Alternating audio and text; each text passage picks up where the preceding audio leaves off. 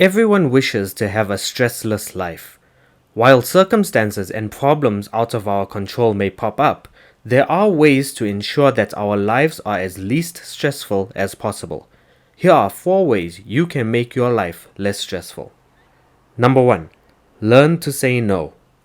Saying no can be one of the most liberating things you can say.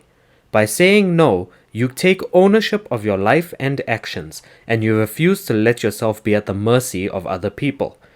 Oftentimes, people come to you with their problems and issues, and while you may feel inclined to help them, sometimes you have to say no. You are not Superman. You cannot handle other people's issues as well as your own. Jesus in Matthew 6 says that we shouldn't worry about tomorrow because today has enough trouble of its own. In the same breath, we shouldn't always be saying yes to everyone because we have our own lives to focus on. If you keep saying yes to every single request that people ask of you, you'll find soon enough that you will be taken advantage of by other people. They'll depend on you for stuff they should work out themselves, and you'll end up more stressed because of it. Learn to say no to certain requests that people make, especially ones that will make your life significantly more complicated if you were to say yes. Number 2. Don't overcommit. Ambition is an admirable trait to have, sometimes to a fault. When you are able and willing to do anything and everything in whatever you put your hand to, you are willing to take on any project or task that someone needs done. However, taking on more responsibility than you should can lead to a stressful life. Overcommitment is tied to not being able to say no. Sometimes we overcommit ourselves in order not to disappoint other people, but in the process, we end up making our lives more miserable, working excessively for other people and not considering the quality of our own lives. It is imperative that one does not overcommit themselves. Moses in Exodus 18 was in a position where everything was on his head. When Moses visits Jethro, Jethro sees how Moses works night and day working for the people of Israel. In verses 17 onwards, Jethro tells Moses, "What you are doing is not good. You and these people who come to you will only wear yourselves out. The work is too heavy for you. You cannot handle it alone. Listen now to me and I will give you some advice, and may God be with you. You must be the people's representative before God and bring their disputes to Him. Teach them His decrees and instructions and show them the way they are to live and how they are to behave. But select capable men from all the people, men who fear God, trustworthy men who hate dishonest gain, and appoint them as officials over thousands, hundreds, fifties, and tens.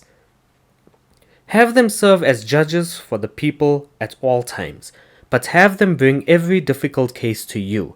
The simple cases, they can decide themselves. They will make your load lighter because they will share it with you. Delegate your work. Let other people do tasks instead of you. Yes, while you may be able to do it better, you are not Superman. It is not a sign of laziness to leave things to other people when your own plate is full. In fact, it is a sign of responsibility. Number 3. Avoid overextending yourself. In Matthew 6, Jesus says, "Therefore, do not worry about tomorrow, for tomorrow will worry about itself. Each day has enough trouble of its own." Worrying about the future is experienced by many people today. Even us as Christians, we are tempted to worry whenever we hear the news, realize that we need to do something, or when we find out that something in future will determine the quality of our life.